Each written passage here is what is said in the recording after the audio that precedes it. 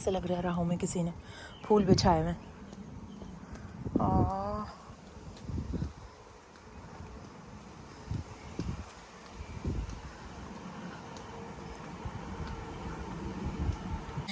सब बाहर आ रही है, हर जगह खूबसूरत खूबसूरत फूल खिल गए।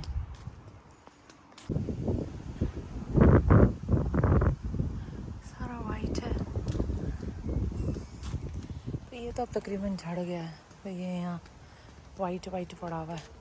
और अब देखें मेरा शैडो बन रहा है क्योंकि अचानक से धूप आ गई है। और ये देखें अब्दुल वासी के ऊपर ऐसा लग रहा है जैसे पत्तियाँ बरस रही हैं। इतना खूबसूरत लग रहा है, उफ हसीन। ये भी वही लगा हुआ है और तकरीबन सभी झड़ गए। ब्यूटीफुल।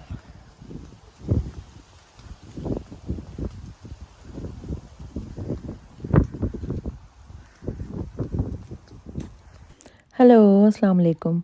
कैसे हैं आप सब लोग? उम्मीद करती हूँ आप सब लोग खैरियत से होंगे और अल्हम्दुलिल्लाह मैं भी बिल्कुल ठीक ठाक हूँ। आज हम पैदल निकले हुए थे और पैदल चलने का और जाने का अपना ही अलग मज़ा होता है क्योंकि अब मौसम काफ़ी अच्छा हो गया है, बेहतर हो गया है और ऐसे मौसम में निकलना बहुत अच्छा लगता है, जैसे आपको भी नज़र आ रहा होगा। क्योंकि अब बाहर आ रही है तो हर तरफ जो है वो फूल पौधे निकल आए हैं और ये जो दरख्त है ये जगह जगह ये दरख्त लगे होते हैं। ये बाहर जब आती है तो इसमें पत्ते बाद में निकलते हैं और फूल पहले निकलते हैं, उसके बाद वो फूल सारे झड़ जाते हैं और फिर पत्ते आते हैं। तो ये इंतहाई हसीन लगता है और जब इसकी पत्तियाँ झड़ती हैं तो बहुत प्यारा मंजर होता है। तो यहाँ हम पैदल आज जा रहे थे और कहाँ जा रहे थे? असल में हम जा रहे थे पॉन्ड शॉप। और पॉन्ड शॉप क्यों जा रहे थे? एक्चुअली वहाँ से हमें कुछ टॉयज़ लेने थे और कुछ छोटा मोटा सामान लेना था। अब सोचने वाली बात यह है कि पॉन्ड शॉप से टॉयज़ किसके लिए लेने हैं। अब बच्चे मेरे इतने भी छोटे नहीं हैं कि उनके लिए भागा भाग अर्जेंट जाकर टॉयज़ लिए जाएं। दरअसल हमारी आ रही है छोटी सी किटन।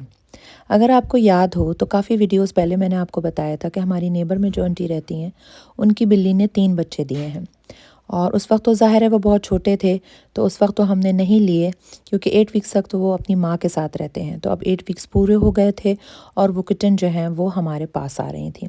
तो फिर हमें उनकी अर्जेंट जो है वो शॉपिंग के लिए जाना पड़ा। पहले तो हम गए टेस्को और वहाँ से उनके खाने का सामान लिया और उसका लिटर का सामान लिया। उसके बाद उसका बेड नहीं मिला हमें टेस्को, तो फिर वहाँ से हम गए B&M। वहाँ से हमने उसका बेड लिया उसका, क्योंकि अभी चंद मंथ की है और वो आम दूध जो हम घर में इस्तेमाल करते हैं वो नहीं ले सकती, तो फिर हमने दूध लिया। ये देखें हमारी प्यारी सी क्यूट सी किटन और हमने इसका नाम जो है वो रखा है बेला। बेला जो है वो इटालियन वर्ड है जिसका मतलब है खूबसूरत। तो ये भी बहुत खूबसूरत है, बहुत छोटी सी प्यारी सी क्यूट सी है, तो इसलिए हमने इसका नाम बेला रख दिया है।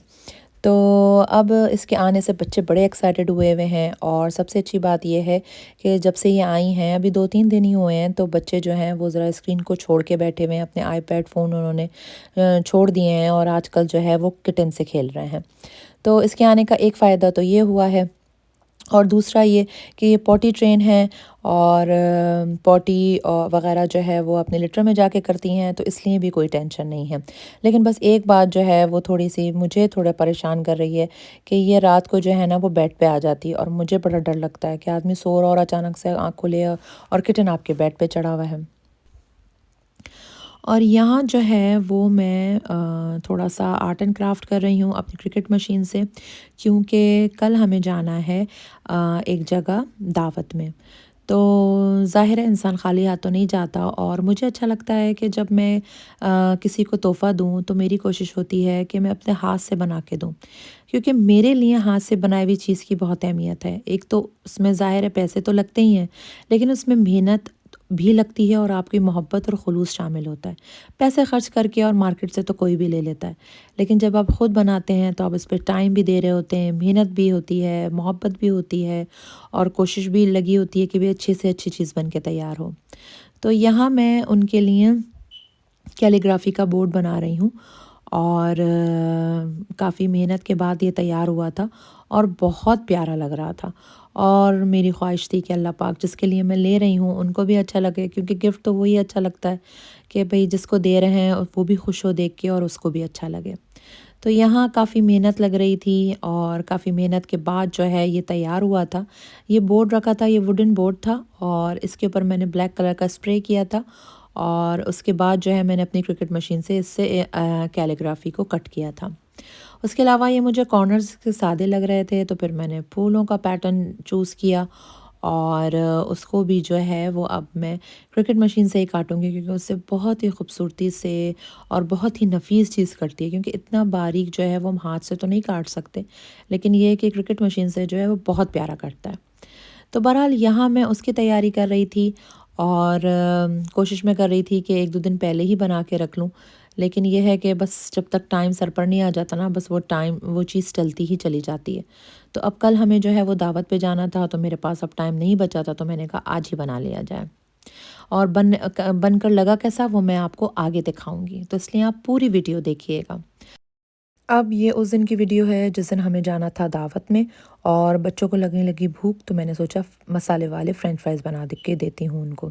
उसमें मैंने 1 टीस्पून नमक डाला, 1 टीस्पून कुटी हुई लाल मिर्चें, 1 टीस्पून चाट मसाला, 1 टीस्पून कुटा हुआ भुना हुआ ज़ीरा, 1 टीस्पून हर्ब्स, 3 टेबलस्पून मैंने कॉर्नफ्लावर डाला और 1 टेबलस्पून धनिया को कूट के।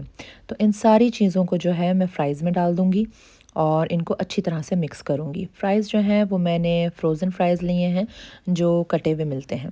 वो फ्राइज़ लेके इनके ऊपर मैंने सारा मसाला लगा दिया और उसको अच्छी तरह से इसके ऊपर कोट कर देंगे, ताकि सारे फ्राइज़ जो हैं वो अच्छी तरह से मसाले से कोट हो जाएँ। और अगर आपको लगे कि ये ड्राई हो रहा है और सारा जो बैटर है वो फ्राइज़ पे स्टिक नहीं हो रहा है, तो उसके लिए आप हाथ में थोड़ा सा पानी ले लें, मतलब छींटा सा दे के, और इसको अच्छी तरह से मिक्स कर लें। और उसके बाद भी अगर आपको ऐसा लगे कि नहीं मिक्स हो रहा है, तो इसी तरह से थोड़ा सा छींटा मार के उसको अच्छी तरह से मिक्स कर दें। ये देखें सारा मसाला जो है वो अच्छी तरह से फ्राइज़ पे चिपक गया था। उसके बाद उसको मैंने फ्राई कर लिया और इंतहाई मज़े के और क्रिस्पी फ्रेंच फ्राइज़ तैयार हो गए।